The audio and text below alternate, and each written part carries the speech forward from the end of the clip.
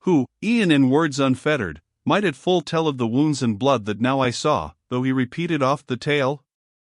No tongue so vast a theme could equal, speech and thought both impotent alike. If in one band collected, stood the people all, whoe'er poured on Apulia's happy soil their blood, slain by the Trojans, and in that long war when of the rings the measured booty made a pile so high, as Rome's historian writes who errs not, with the multitude, that felt the grinding force of Guiscard's Norman steel, and those the rest, whose bones are gathered yet at Separano, there where treachery branded th Apulian name, or where beyond thy walls, O Tagliacozzo, without arms the old Alardo conquered, and his limbs one were to show transpierced, another his clean lopped away, a spectacle like this were but a thing of naught, to the hideous sight of the ninth chasm. A runlet, that hath lost its middle or side stave, gapes not so wide, as one I marked, torn from the chin throughout down to the hinder passage, twixt the legs dangling his entrails hung, the midriff lay open to view, and wretched ventricle, that turns th and glutted aliment to dross. Whilst eagerly I fix on him my gaze, he ewide me, with his hands laid his breast bare, and cried, Now mark how I do rip me. Lo! How is Mohammed mangled? Before me walks Ali weeping, from the chin his face cleft to the forelock, and the others all whom here thou sayest, while they lived, did sow scandal and schism, and therefore thus are rent. A fiend is here behind, who with his sword hacks us thus cruelly, slivering again each of this ream, when we have compassed round the dismal way, for first our gashes close ere we repass before him. But say who art thou, that standest musing on the rock, haply so lingering to delay the pain sentient upon thy crimes? Him death not yet, my guide rejoined, hath overt in, nor sin conducts to torment, but, that he may make full trial of your state, I who am dead must through the depths of hell, from orb to orb, conduct him. Trust my words, for they are true. More than 100 spirits, when that they heard, stood in the fosse to mark me, through amazed, forgetful of their pangs. Thou, who perchance shalt shortly view the sun, this warning thou bear to Dulcino, bid him, if he wish not here soon to follow me, that with good store of food he arm him, lest imprisoning snows yield him a victim to Navarre's power, no easy conquest else. With foot upraised for stepping, spake Mohammed, on the ground then fixed it to depart.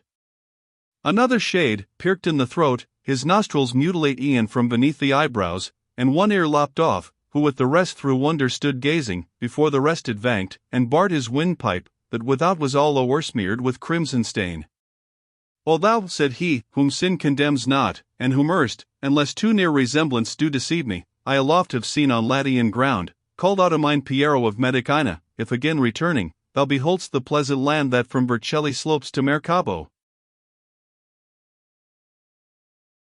And there instruct the twain, whom Fano boasts her worthiest sons, Guido and Angelo, that if T is given us here to scan aright the future, they out of life's tenement shall be cast forth, and whelmed under the waves near to Catolica, through perfidy of a fell tyrant. Twixt the Cyprian isle and Balearic, ne'er hath Neptune seen an injury so foul, by pirates done or Argive crew of old. That one-eyed traitor, whose realm there is a spirit here where fain his eye had still lacked sight of, them shall bring to Conf rents with him, then so shape his end, that they shall need not gainst folk or his wind offer up vow nor prayer. I answering thus. Declare, as thou dost wish that I above may carry tidings of thee, who is he, in whom that sight doth wake such sad remembrance? Forthwith he laid his hand on the cheekbone of one, his fellow spirit, and his jaws expanding, cried, Lo!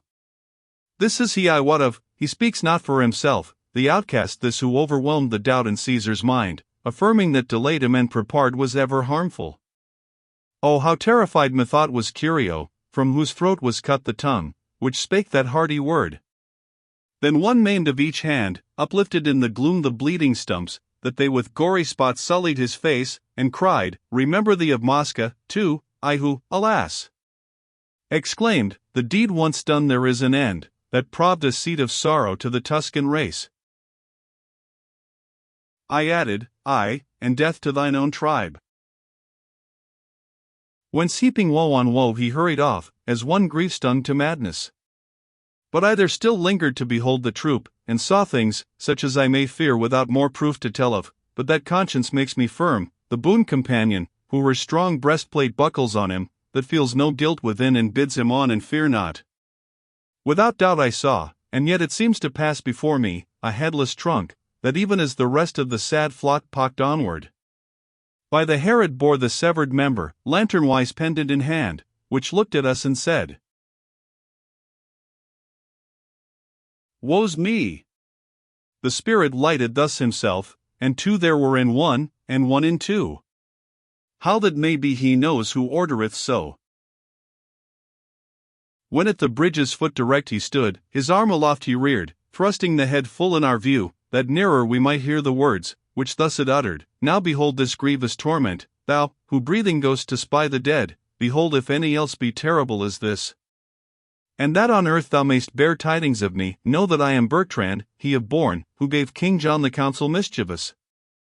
Father and son I set at mutual war.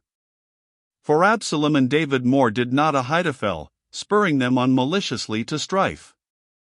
For parting though so closely knit, my brain parted, alas! I carry from its source, that in this trunk inhabits. Thus the law of retribution fiercely works in me.